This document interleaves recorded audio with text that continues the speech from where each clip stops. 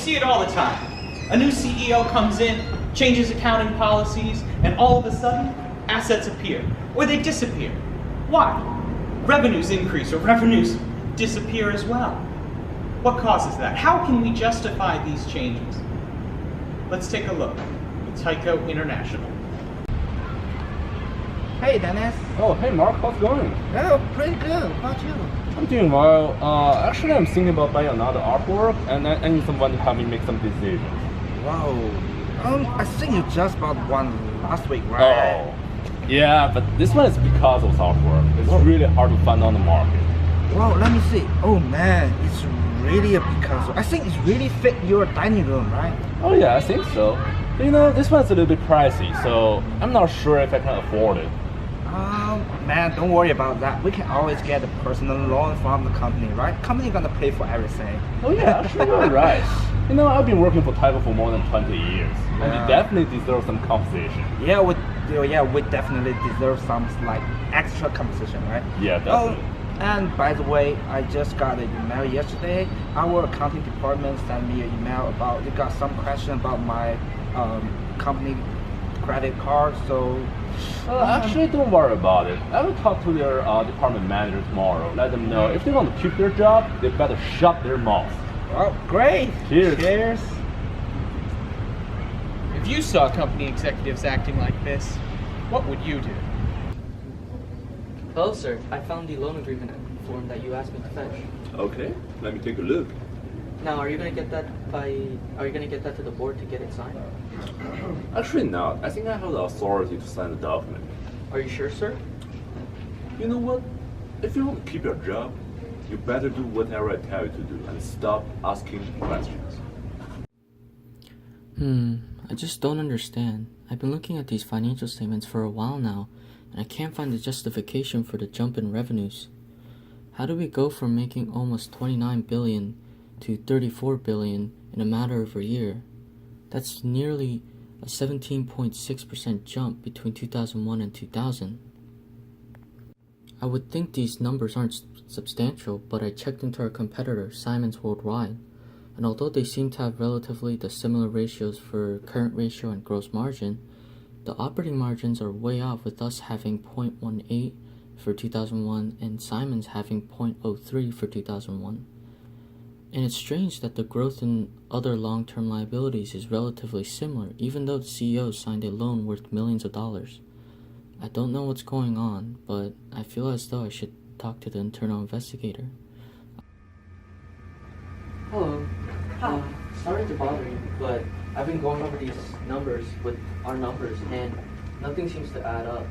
It seems like when we compare ourselves to our competitors, our revenue, our sales growth is higher than any of them. And it seems as though our accounting methods are aggressive, if not fraudulent. And I've seen the CEO sign his own loan agreement, even though it's supposed to be agreed by the board. I just felt like I needed to report this to you. Okay, I'll look into this, and thank you so much for reporting it. To compare with the financial statement from past, I can see that the loans has written off, and also there's misclassification of expense. Our CEO and CFO are using company credit card to use personal expenses. And also, from my investigation, there's collusion between executives. They're working together.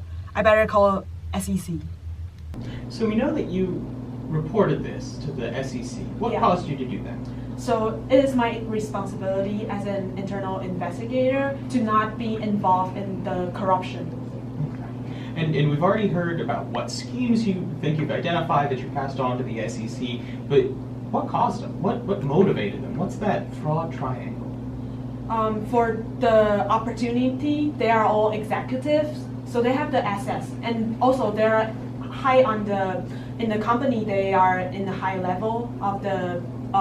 They can tell people to do something, and people won't say anything for it because they are afraid to lose jobs. Right. Yeah. They won't question. Yeah, and also they rationalize that they work so hard in this company.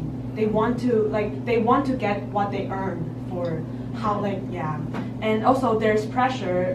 The more they spend, the more they need to get back from the money. Yeah. Right, so it's just self-perpetuating. Yeah. And as for the executives, well, the SEC's case hinged upon the fact that Kozlowski and Schwartz were living well above their means, using more than $150 million of personal loans from the company that they illegally obtained and subsequently wrote off, never disclosing them to their stakeholders. So let's talk a little bit about how we prevent this. What sort of internal controls could have prevented this more than $500 million worth of fraud? So first, we have to know what is the weakness. And the weakness is the management override for the whole situation. Yeah. So starting with that management override as that largest weakness, how do we address that? Well, a way we could address it is a proper segregation of duties. So a way we can do this is for the accounts payable, we realize that the CEOs and CFOs and all the executives are writing off their own loans. If there was oversight within accounts payable department, then without the management overruling them, then we wouldn't have this issue. Or if the board was able to independently look at the financials and look at what the executives were spending, then there wouldn't be this issue as well. Right. So can you build on that a little bit more by chance? So there is also, we have to review the expense. The executives are buying homes, like houses, from the company's money. So that's also a weakness. Like we have to review the expenses, like what spent on the money spent on. And how does just the topic of ethics fall into this? How can we address that? A way we could address ethics is one simple method is to actually just hold an ethics class that all the employees are required to go to, and maybe specifically an ethics class for the executives. Yeah, because they have more power, they have more oversight, and they have more opportunity looking at the fraud triangle. They have more opportunity to enact all these fraudulent activities. So they should get more focus on this so that companies aren't impacted or defrauded. And also there's we should set up hotline for maybe the employees are afraid of going to, who can he tell, he don't want to expose himself, so he needs some other assets for him to tell the fraudulent actions in the company. Right. And so all of this is now part of an audit. You review your internal controls, but that's new, right? This happened before that was a required part of understanding audit.